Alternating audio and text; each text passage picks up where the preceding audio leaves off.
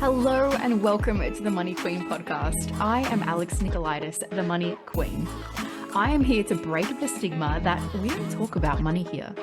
I will deliver the loving bitch slaps that you need in your business to elevate you as a leader and support you through to that next level of welcoming in the wealthiest version of yourself. Backed by 14 years in the accounting and bookkeeping industry, I utilize the support of the masculine systems, structure, and ATO compliance combined with the feminine energetics of mentoring and allowing ourselves to be open to receiving and holding space for queens like yourself who are committed to forming a healthy relationship with money. So hit that subscribe button, leave me a rating, and I cannot wait to have you by my side as we raise the feminine collective and create true generational wealth and change. Hey girlfriend, the audio quality on this episode is sometimes it's a little bit patchy. Apologies in advance. However, given how raw and vulnerable this episode is, I thought it would be a disservice to actually re-record it. So we're keeping it in its original format, and whatever juicy gold nuggets that you need to hear in this episode, trust that you will hear them loud and clear. This episode is a little bit different than normal. I don't even know if I'm going to publish this at time of recording because it's a little bit vulnerable, but we're here for it. And what I wanted to share with you is that I have been struggling for the last, let's call 6 weeks. And I only realized this when I took myself out of my new environment and into my old environment and was able to have some space to reflect on what I was missing and how I was getting in my own way. And I was actually contributing to the feelings and the thoughts that I was having. So to give some context, I have relocated from beautiful Brisbane, pretty much in the heart of the city, to Newcastle in the burbs. For any of you who don't know my story, I was from Newcastle originally, have been in Brisbane for the last 3 years, and the beautiful love of my life is living in Newcastle, hence the relocation. In order for our relationship to continue, because he has an 11-year-old son, I needed to move for the relationship to continue in a sustainable way, which didn't mean a burnout for either of us. So I moved. Over the last 6 weeks, I have been here and haven't really been enjoying it very much. And what I now know, when I realize, I haven't been making an effort. I've been making an effort in our relationship, which is why I moved. But I haven't been in my own life, in routines and with my friends that I still have. I have been allowing patterns of allowing my business and the inverted commas business to be life, to be the excuse why I haven't been adding in cup filling moments or activities or just space in general, to be honest. If I do publish this, if you are listening to this, I want this to be your permission to put the excuses aside, to have an honest conversation with yourself and to ask yourself, how are you showing up? What are the actions and inactions that have led you to the place that you're at right now? Because I was feeling a bit lost, a bit frustrated, and unhappy in parts of my life. And I think because of my beautiful relationship with my partner and the overwhelming beauty and happiness in it, it was overpowering the parts that I didn't want to see, and the actions that I wasn't taking, which has led me to this realization a couple of weeks ago now. So often in business, we can allow ourselves to get bogged down by all of the doing. And I've done this numerous times in the past.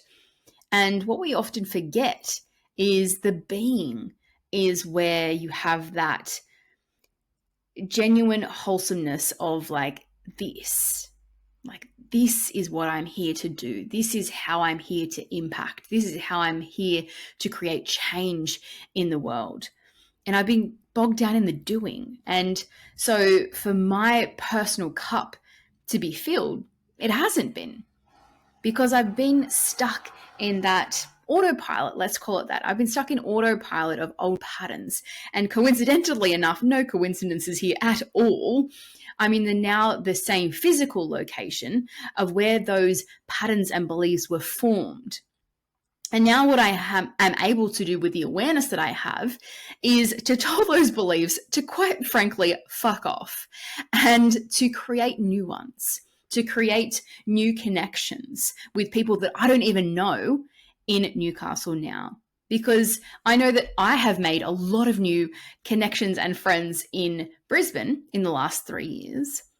And therefore, a lot of people have moved to Newcastle in the last 3 years also that I have no idea who they are. And how I was operating for the last 6 weeks was that everyone here is exactly the same. No one has changed, which in reality, when I asked myself, is that true? Is that factually accurate? No, it is not. It simply isn't. And with the space that I allowed myself, that was one of the conditions of me moving here, that I visit Brisbane at least once a month for a couple of days to be amongst the city that I love and around the beautiful friendships and connections that I've created whilst living up there.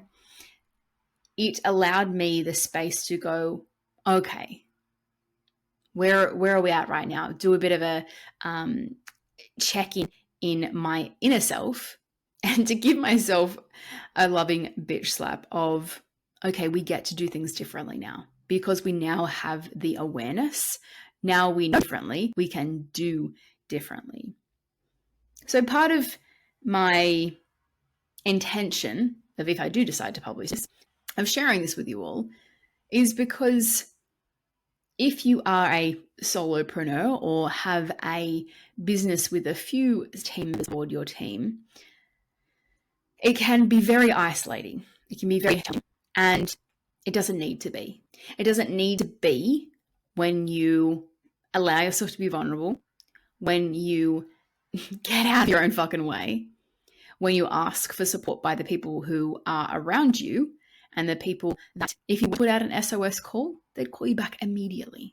Life and business is created. We play such a big role, if not 100% of the role, of how our lives unfold. When was the last time that you actually took accountability for how your life is unfolding right now? Because I was completely oblivious to that until I wasn't, until I got out of my environment and was able to self-assess, for lack of a better word, and start to reach out to my friends here and share with them, I'm struggling. I'm not doing so well. I've realized that I've been a hermit. I've done anything that I've loved, and I'd love to see you soon. Book in some dates. Literally, the day that I had this realization, I booked in 4 coffee cups.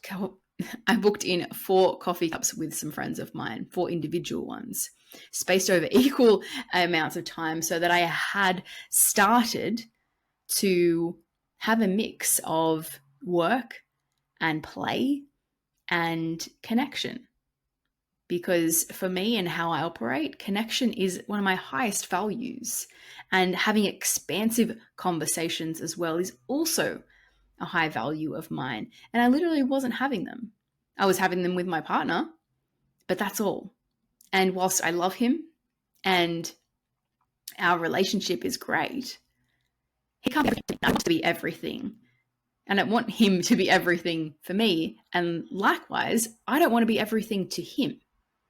We are individual humans and get to have our own lives that operate side by side so that we come together as more fuller, wholesome humans. So if you are resonating with this, there's actually a bigger impact to you not allowing yourself to receive support from the people around you. because what's happening is you're dimming your light. You're not as full-bodied as you can be, as you perhaps have been in the past. And I want to reassure you that you also have the key to unlock the prison that you are in right now. You have the key. It's in your hand. And it's your choice whether you open that door or if you simply just bang on it, waiting for someone to rescue you. Because no one's coming. No one is coming. No one knows that you are struggling unless you say something to them. No one knows that you are seeking support unless you show them, unless you tell them. They don't know. You may think that you are being obvious in the way that you are acting or behaving, but everyone is incredibly selfish. I don't know if you know this. I'm not over here worrying about you. I'm over here worrying about me and my life and what's happening in my world. Everyone else is thinking exactly the same. What's happening? What's happening? How am I showing up right now? How am I being perceived? What money is coming in? What money is not coming in? What money is leaving? What clients are coming? What clients are leaving? So it's actually on you to share that with the people around you, to receive it. And particularly as women in business, often you need to be in your masculine state because we need structure support systems. But then it's in the feminine side of the business when we actually allow ourselves to receive and to be in flow and connect with that creative energy to get the idea of what we're going to do and how it's going to work, and to connect with people as well. And especially I remember when I started this company, staying in that masculine state for years. Pretty much like 5 or 6 years, I was in that masculine state. And it was an intentional choice to flick that switch into being intentional about staying in my feminine. And to allow myself to receive, allow myself to submit to what was happening around my world, the actions that I was taking, and the results that were then coming into my life. But we all have a choice. We all have a choice to continue along what is known, what feels safe, or we can choose what's uncomfortable. And what uncomfortable looks like for me right now, and perhaps for you too, is to have that honest conversation with yourself, to take responsibility for how you got to where you are right now, to be appreciative of the beautiful things that are actually in your world and stop looking for all the things that are not in your world right now. How can you bring elements of your most beautifulest life into today? Because I guarantee there is a way. You're just blocking yourself to be able to realize what that is and therefore then create it. So what is that for you? Who do you get to stop and ask for support from? Who do you get to stop this recording and share what's really been happening with you lately? Because if you don't share, they don't know. If you don't share, they can't help. If you don't share, they're none the wiser. Once I had this realization last week and took personal responsibility for the results I was feeling in my world, I was able to press reset, think to myself, what does my ideal day look like? What does my ideal week look like? What does my ideal month look like? And how can I fit that into my schedule now? Because there is a way. I get to stop saying yes to everyone. I get to make time for exercise. I get to let a few people down by canceling sessions with them or canceling meetings. I get to allow that to be okay, because if I don't say yes to myself first, there won't be a me here to say yes to anything else. The other piece that I connected with in my reflection was not giving myself any pats on the back for the huge transitions, evolutions that's happening in my life right now. There's multiple things that's all happening at the same time. Being in a relationship for the first time, in 13 years, living with a partner for the first time ever. I'm 34, mind you. And living with a tiny human, not tiny human, a child for the first time ever. All things that are individually huge, let alone doing all three things. Actually, there's four things, moving states. Doing those four things all at the one time is incredibly huge. And because of the personality that I have, I'm like, yeah, cool. That's just an extra challenge that I get to move through right now. And I haven't actually given myself any space or grace for how I have moved through everything that I have already to date, and just expected me to, or myself, to be better than what I have been, to show up differently, that I should get the hang of all of those things that literally the first day that I land. It's not the case. I was setting robotic expectations on my human being, and that's not fair. So where in your world are you placing expectations on your physical being? And how can you actually allow yourself a bit of compassion and space and grace to allow yourself to be in what you're going through right now, in the challenge that you're facing, be it in life or business? Because I truly believe that we are only faced with challenges that we are able to move through. So whatever you are facing right now, you are able to move through it. You have the resources around you. It's whether or not you are allowing yourself to receive their support.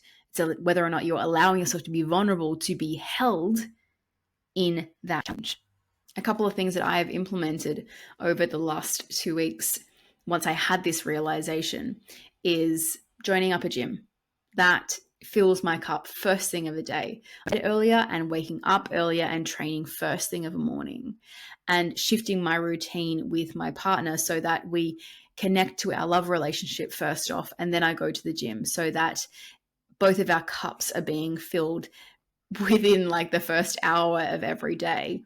And then saying no to clients. My books are closed until July. And I took 2 weeks off this podcast. I don't know if you've noticed, but I haven't been here for the last 2 weeks. And that was intentional, because one of the things that I need to outsource in my business is this podcast editing and all the social media around it. I haven't yet let that go, but I know that I get to, that I need to actually. I needed a couple of weeks to allow myself that space and to catch up on some work and to have the space to actually come to these conclusions and the realizations, and to be in the being of my being, if that makes sense. And I tell you what, I feel a shitload better. So if you're listening to this and you are also struggling in a period of challenging times, how can you create space for yourself so that you can actually connect to what's happening with you right now? Because if you don't have space in your world, nothing can penetrate it, because it's literally full. And that's what was happening in my world. I had a full schedule before I moved to Newcastle. I had a full schedule whilst I was moving, and I had a full schedule after I had moved. Literally no space for my human to integrate all the changes that was happening in my world. Thankfully, it only took me 6 weeks to pick up on it. Previously, when I've been in challenging times like this, it took me a couple of years to realize what I was moving through and the things that I was avoiding. And I don't wish that on anyone listening. I don't know if anyone's going to hear this, but if you are listening to this, what action can you take today for your highest good? If you feel inclined, you can listen to this or ask yourself this question when you are standing on a patch of grass. Take your shoes and socks off and allow yourself to actually connect with the earth, and have a moment of grounding before asking the question. Feel into your heart and then ask yourself that question. What action can I take today for my highest good? See what comes up and then act accordingly. The world can literally be changed by one person. And I get to be a part of that momentum and change in this world. So if you need someone to talk to about a challenging time that you are moving through right now, please feel free to slide on into my DMs with a voice note, and I will be sure to respond. Thank you, Queen, for saying yes to your yes in listening to this episode and being a part of raising the feminine collective one conversation at a time. Remember to share this episode with your business besties and join me in breaking the tabooness around having money conversations. As always, if you have enjoyed this episode, please rate, subscribe, and share this on your social media, remembering to tag me in it to help this conversation go further, which creates a bigger ripple effect.